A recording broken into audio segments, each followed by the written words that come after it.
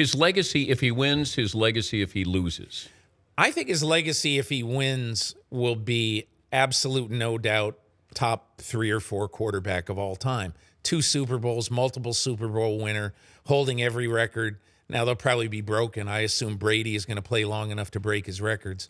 But I think if he loses, he'll have that hanging over his head that, the Peyton naysayers will say, well, he didn't even play that great in the game he won. Yeah. The game against Chicago in the rain in Miami. But I think a lot of that, and if he loses, he'll be 13-14 career, right? Playoffs. And so people will say, how can you have a losing playoff record and be the greatest quarterback of all time? Which is justified. But I'll challenge people to look back at a lot of those games. And I'd say with the exception of the New Orleans Super Bowl, where we'll probably never know whose fault that was, his or Reggie Wayne's. But with the exception of the New Orleans Super Bowl, it's hard to remember a lot of the games late in those games when he did something to lose the game. A lot of those games, they just didn't have a very good defense.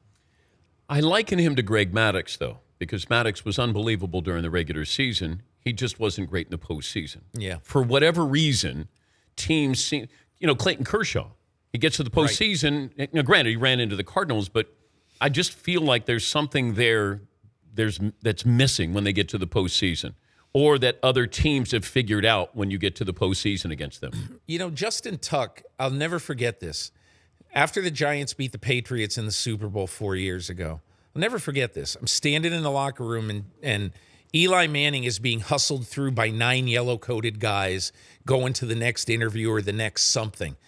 And he has this placid, same Eli look on his face that he always has. And Justin Tuck just looked at him and he goes, look at Eli.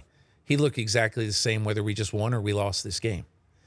And I think the benefit of being Eli Manning is he's got a don't worry, be happy attitude about him that's so different from Peyton. Peyton is going to turn over every rock and try to figure out every contingency before a Super Bowl, before any big game, before any game, to make sure that he knows exactly what's going on. And sometimes I think maybe he just might grip the bat a little too tight, Dan. You know what I mean? I think he might be just a little bit tight going into some of these games. Now, Tony Dungy told me that. He said, look, Peyton may have over-prepared. Right. Yeah, and that wouldn't surprise me because he over-prepares for everything. And I think one of the things about Manning that I just have come to so appreciate over the years, when you watch him play, that no matter what he sees on that defense, no matter what he sees, absolutely nothing is a surprise to him because he studied for it. He's the ultimate nerd who's going to study for every possible contingency on the exam.